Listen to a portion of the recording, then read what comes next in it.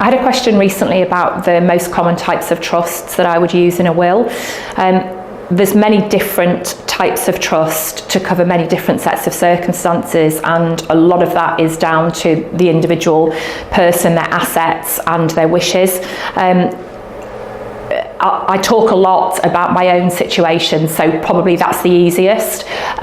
For myself, I have a property trust in place where my main residence is in trust to my daughter, but I also have an additional discretionary trust that means upon my death, any other assets that I have would fall into that trust.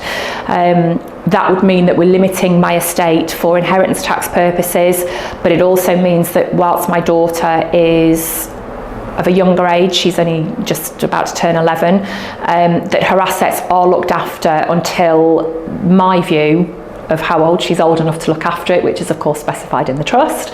But my view is that any assets that I leave for her would always remain in trust.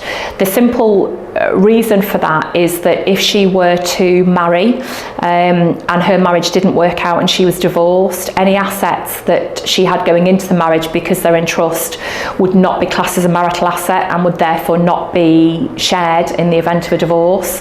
There's lots and lots of other benefits of putting assets at your death into trust, and maybe that's something you want to have a conversation with me about.